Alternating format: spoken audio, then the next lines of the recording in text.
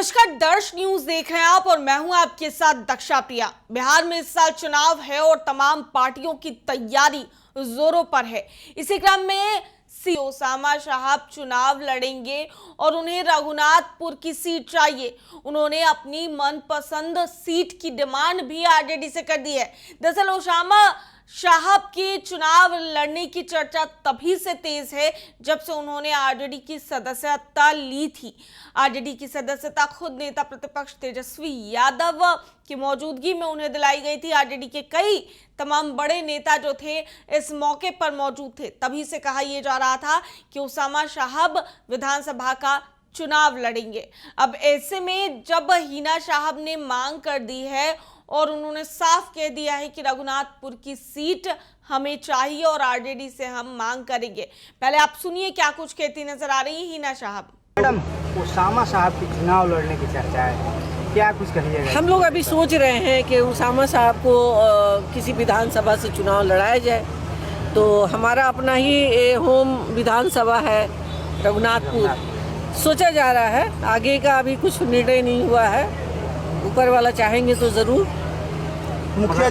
तो सुना आपने मोहम्मद शहाबुद्दीन की पत्नी हिना साहब क्या कुछ कहती नजर आ रही हैं। उन्होंने साफ तौर से ये डिमांड कर दी है कि उन्हें रघुनाथपुर की सीट चाहिए। ओसामा साहब चुनाव लड़ सकते हैं। अब देखना होगा कि आरजेडी का इस पर क्या स्टैंड होता है। आरजेडी क्या ये सीट देने के लिए तैयार होती है हिना साहब को, ओसामा साहब को या नहीं, क्योंकि जो ये सीट है ये पहले से ही आरजेडी के जो विधायक है हरिशंकर यादव उनके खाते में है, वो सिटिंग एमएलए हैं। अब ऐसे में कैसे जो आरजेडी है वो दोनों के बीच में तालमेल बिठा पाती है, ये देखने वाली बात होगी। लेकिन सबसे मजबूत परिवार सिवान का, जिस तरीके से मोहम्मद शहाबुद्दीन की तूती सिवान में बोलती थी, उनके बेटे ओसामा साहब के पोस्टर्स हर जगह लगाए गए थे ईद के मौके पर। और हिना साहब ने भी चुनाव लड़ा था, लोकसभा चुनाव में वो खड़ी हुई थी और आरजेडी की ओर से वो टिकट की आशा कर रही थी कि उन्हें टिकट दिया जाएगा। हालांकि आरजेडी ने उन्हें टिकट नहीं दिया सिवान से, जिसके बाद वो चुनाव में खड़ी हुई और निर्दलीय तौर पर वो खड़ी हुई। हालांकि उन्हें हार का सामना करना पड़ा, लेकिन जिस तरीके से मोहम्मद शहाबुद्दीन एक समय में उनका एक अलग रुतबा सिवान में देखा जाता था, अब ऐसे में ये भी कहा जा रहा है कि मजबूत परिवार है और काफी पावरफुल फैमिली है।